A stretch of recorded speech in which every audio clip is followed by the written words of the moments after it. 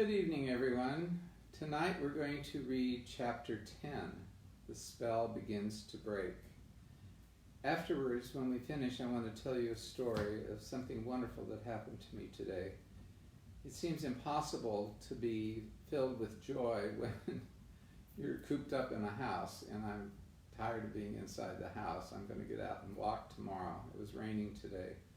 So I have a fire. I hope you enjoy it, and I hope you like listening to this. And then I'll share something with you about joy that is really wonderful. Spell begins to break. Now we must go back to Mr. and Mrs. Beaver and the 3 other children. That's where we need to go now. We're going to talk about them. As soon as Mr. Beaver said, "There's no time to lose," everyone began bundling themselves into coats except Mrs. Beaver, who started picking up sacks and laying them on the table and said, "Now, Mr. Beaver, just reach down, get that ham. And here's a packet of tea, and there's sugar and some matches. And if someone will get 2 or 3 loaves out of the crock over there in the corner." "Oh, well, what are you doing, Mrs. Beaver?" exclaimed Susan. "Packing a load for each of us, dearie," said Mrs. Beaver very coolly. "You didn't think we'd set out on a journey with nothing to eat, did you?" "But we haven't time," said Susan, buttoning the collar of her coat. "She may be here any minute," the White Witch is who we're talking about. "That's what I say," chimed in Mr. Beaver. "Get along with you all," said his wife. "Think it over, Mr. Beaver. She can't be here for a quarter of an hour at least." "But don't we want a big start as we can possibly get?" said Peter. "If we're to reach the stone table before her?" "You've got to remember that, Mrs. Beaver," said Susan. "As soon as she looked in here and finds we're gone, she'll be off at top speed." "That she will," said Mrs. Beaver. "But we can't get there before her, whatever we do. For she'll be on a sledge and we'll be walking. There's no way they could get there before." "That she will," said Mrs. Beaver, "but we can't get there before her, whatever we do, for she'll be on a sledge and we'll be walking." "Then we have no hope," said Susan. "Now don't you get fussin' there, a dear," said Mrs. Beaver. "But just get half a dozen clean handkerchiefs out of the drawer. Of course we've got a hope. We can't get there before her, but we can keep under cover and go by ways she won't expect, and perhaps we'll get through." "That's true enough," Mrs. Beaver said her husband, "but it's time we're out of here." "And don't you start fussin' either, Mr. Beaver," said his wife. "There. That's better. There's 5 loads, and the smallest for the smallest of us. That's you, my dearie," she added, looking at Lucy. "Oh, do please come on," said Lucy. "Well, I'm nearly ready now," answered Mrs. Beaver at last, allowing her husband to help her into the snow boots. "I suppose the sewing machine's too heavy to bring," said Mrs. Beaver. "Yes, it is," said Mr. Beaver. "A good deal too heavy. And don't you think you'll be able to use it while you're on the run? I suppose you don't think you'll be able to use it while you're on the run, I suppose." "I can't abide the thought of that witch fiddling with it," said Mrs. Beaver, "and breaking it or stealing it, as likely or not." "Oh, please, please, please do hurry," said the 3 children. And so at last they all got outside, and Mr. Beaver locked the door. "It'll delay her a bit," he said, and they set off, carrying their loads over their shoulders. The snow had stopped, and the moon had come out when they began their journey. They went in single file, first Mr. Beaver, then Lucy, then Peter, then Susan, and Mrs. Beaver last of all. Mr. Beaver led them across the dam and on the right bank of the river, and then along a very rough sort of path among the trees right down by the river bank. The sides of the valley were shining in the moonlight and towered up far above them on either hand. "Best down here as much as possible," he said, "so we'll have to keep to the top, for you couldn't bring a sledge down here." It would have been pretty enough scene to look at through a window from a comfortable armchair, and even as things were, Lucy enjoyed it at first. But as they went on walking and walking and walking, and as the sack she was carrying felt heavier and heavier, she began to wonder how she was going to keep up at all. And she stopped looking at the dazzling brightness of the frozen river with all its waterfalls of ice, and at the white masses of the treetops, and the great glaring moon, and the countless stars, and could only watch the little short legs of Mr. Beaver going pad, pad, pad through the snow in front of her as if they were never going to stop. Then the moon disappeared and the snow began to fall once more, and at last Lucy was so tired that she was almost asleep and walking at the same time. Then suddenly she found that Mr. Beaver turned away from the riverbank to the right and was leading them steeply uphill into the very thickest bushes.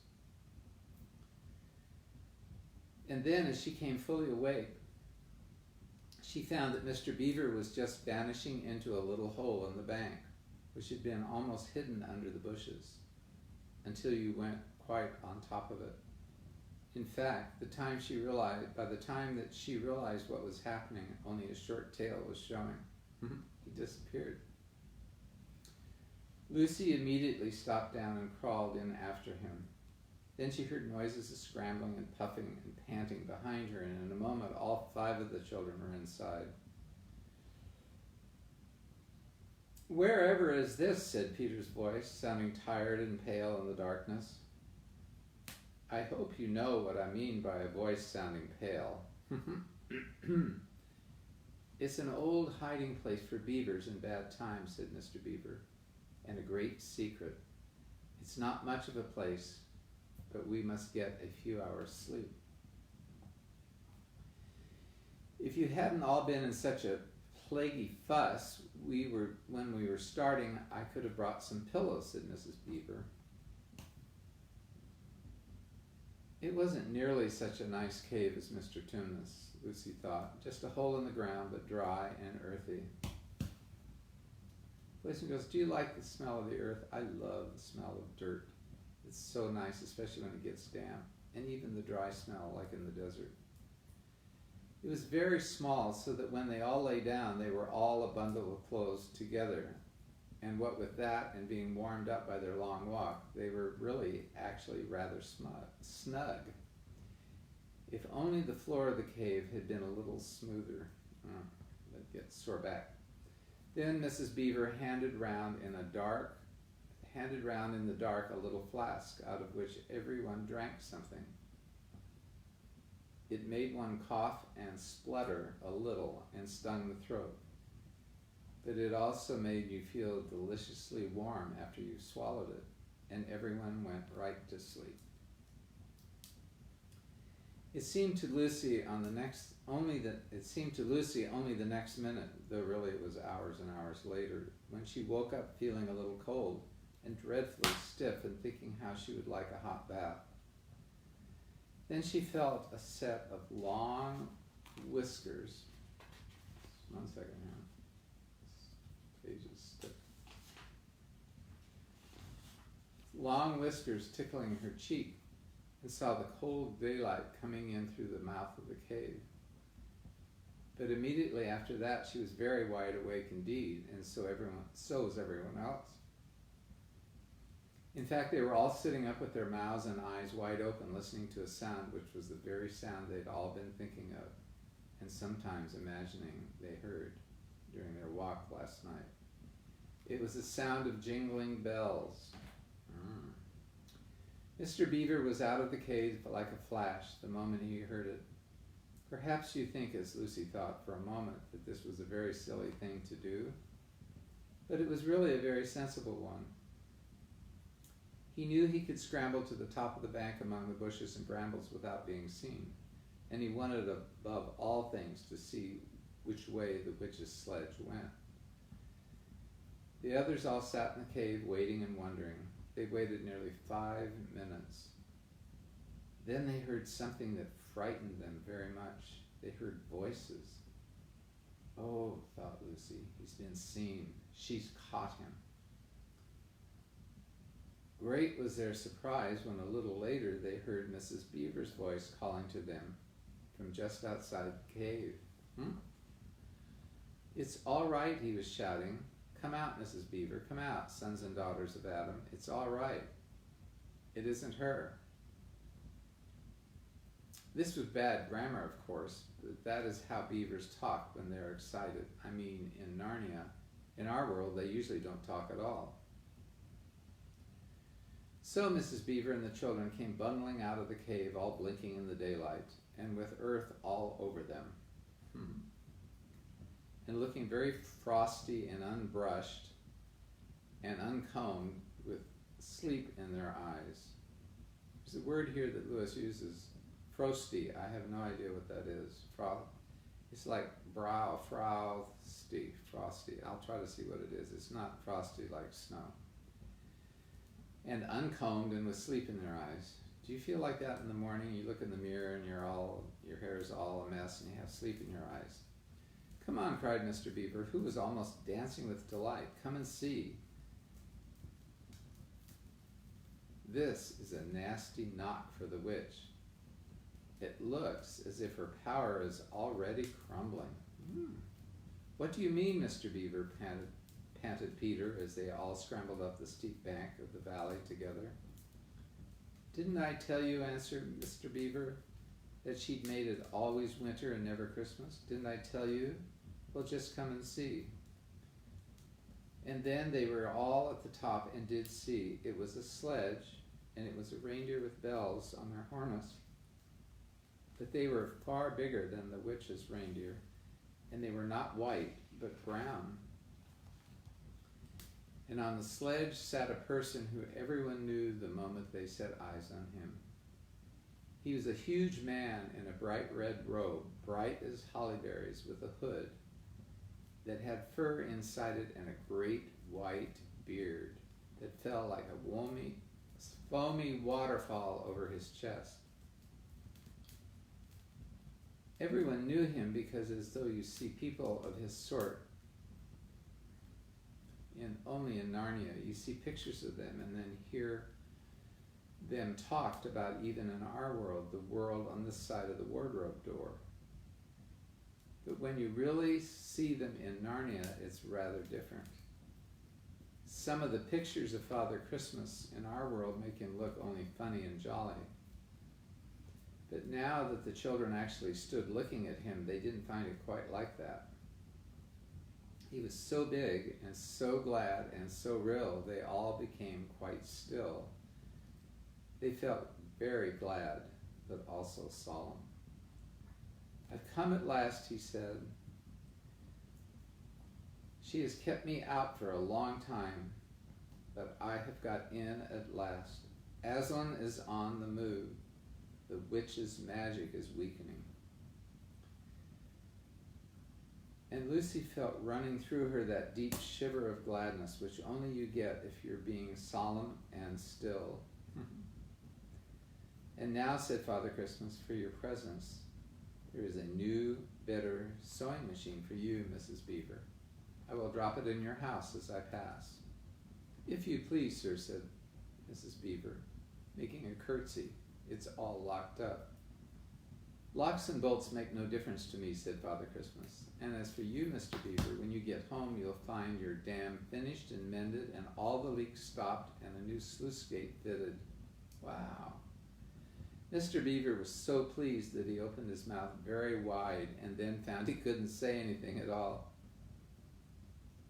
Peter, Adam's son, said Father Christmas. Here, sir, said Peter. These are your presents, was the answer, and they are tools, not toys. The time to use them is perhaps near at hand. Bear them well. With these words he handed to Peter a shield and a sword. The shield was the color of silver, and across it there ramped a red lion, as bright as a ripe strawberry at the moment when you pick it.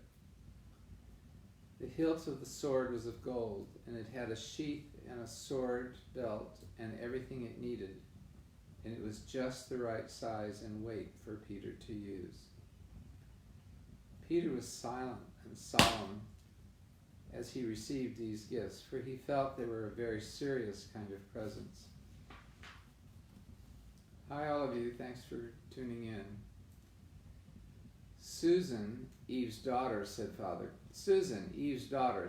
Christmas, these are for you. And he handed her a bow and a quiver full of arrows and a little ivory horn.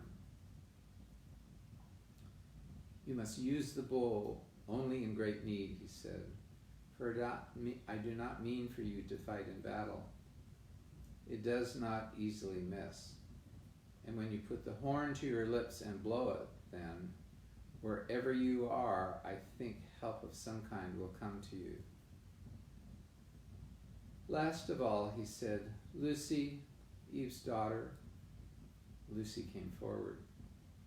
He gave her a little bottle of what looked like glass, but people said afterwards that it was made of a diamond and a small dagger. In this bottle, he said, there is a cordial made of the juice of the fire flowers that grow in the mountains of the sun. If you or any of your friends is hurt, a few drops of this will restore them.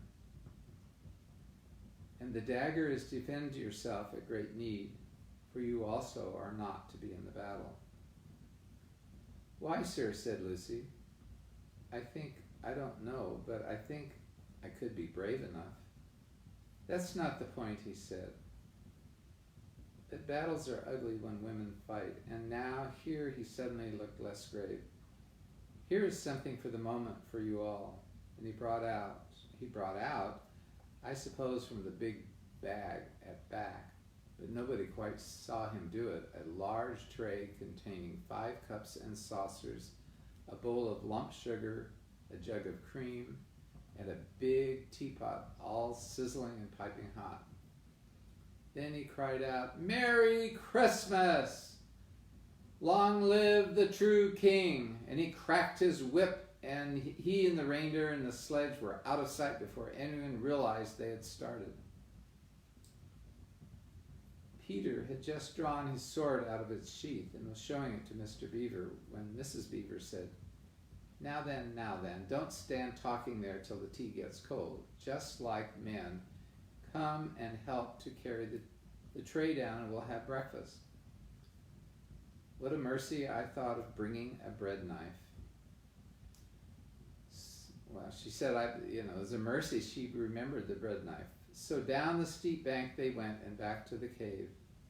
And Mr. Beaver cut some of the bread and ham into sandwiches. And Mrs. Beaver poured out the tea, and everyone enjoyed themselves. But long after they had finished enjoying themselves, Mr. Beaver said, Time to be moving on again, now. That endeth the lesson of tonight. Tomorrow we'll be reading chapter 11, Aslan is Nearer. I want to tell you a wonderful story. It's hard to believe that you can have joy in the midst of something like the coronavirus and death. But I wanted to show you, I showed you this the other night. This was Twyla and our wedding. And this was me and Twyla just after we were pronounced husband and wife. And we were, our wedding was in the round, and we walked around and we had flower crowns held over our heads according to the Russian Orthodox tradition. That was the happiest day of my life. The second happiest was when my daughters were born. I just want to tell you a story about joy. So the last few days, the last months, ever since I was in Paris in December, I've been experiencing more and more joy in myself and receiving more love and joy from my friends, some whom I've known for many years but never really connected. And I just want to tell you a story today that's just so amazing. I've been watching the Berliner Philharmonic, and I think I told you about it before. They have a free week app for free for a week. I think they still have it. I've joined it because it's just so wonderful. The performances are just amazing. Anyway, today I watched Beethoven's Ode to Joy. I just felt like doing it. And there's one that's performed in front of the Brandenburg Gate, just at dusk and into the night. There must be 100,000 people down below the stage and going back toward away from the Brandenburg Gate. And the Brandenburg Gate is lit, and then later the camera shows the crystal dome that people can walk in over the Bundestag. Anyway, the performance was amazing with a huge chorus, and as I was watching it, it was such an amazing experience to watch all these people. It was summer, they were in casual clothes, they were there on the mall, like our mall here, just enjoying themselves and realizing, Beethoven was German, and this was composed in Germany, and a lot of the people listening knew the words and sang along with the words in German. The chorus didn't even have music. They knew it by heart. Anyway, I was watching it, and I thought, what an amazing thing. I've thought over the last few days, there are people that have been kind and people that have been mean and impatient. And what a wonderful world that God has created, and how He speaks into evil and brings good. The fact that 100,000 Berliners could freely gather at the Brandenburg Gate to listen to Beethoven's Ode to Joy, which was created way before the Nazis, and to think of all the horrors of the Holocaust, the prison camps, the deaths, and yet that scourge was gone, and they had been free again. They were free people. God's justice in the world is really amazing, but He does leave it up to us to execute it when we feel called to do so. And I just thought, what an amazing, wonderful experience to hear this amazing sound of Ode to Joy, joyful, joyful. It was so amazing, and I wondered why. My joy was I just felt so full of joy for my friends and my family. And then I remembered toward the end that there's a hymn based on it, and that's what Twyla chose for the end of our music, just after the picture where you see us walking around with the candles. And again, I associated it with the happiest day of my life up till then. And then I happened to go upstairs and was going through some old books and found a diary of Twyla's from 1997. And I never knew this, but she did actually really nice sketches, and there was one in the back of the book. I've never seen another sketch of hers. And it's of the riverside in Northern California, Smith River, California, of a fence and river grass. It was so wonderful to see, and it reminds me so much of the landscape out here. So I just would encourage each one of you to find joy in this incarceration, and reach out to friends and neighbors and call, and share joy. There is joy in the midst of suffering, and there is a lot of suffering. One of the hardest things I learned today was the pastor, I think his name was Jakes. He was the pastor at Macedonia Baptist Church in Harlem. His wife posted that he had passed away. They thought he was having a heart attack, but it was coronavirus. And she said the last words he said to her with his hand on a window was, "I love you," and then died alone. She was right outside. So just remember people who were separated by glass and by distance, who are dying alone, and pray for them tonight. And enjoy and take joy in what you have around you in life that expresses itself every day in our creation. Thanks again. Look forward to seeing you tomorrow night, and this will be posted on Jerry at Home. We've got a new system, And I will see you tomorrow at 3, and we'll be talking about some devotional artifacts. It's Sunday. And then tomorrow night we'll read the next chapter of The Lion, Witch, and the Wardrobe. So glad to have you here. I wish you were all here in my living room, but this is the best way I can do it. So have a good evening, and be thankful. Thanks. Have a good night.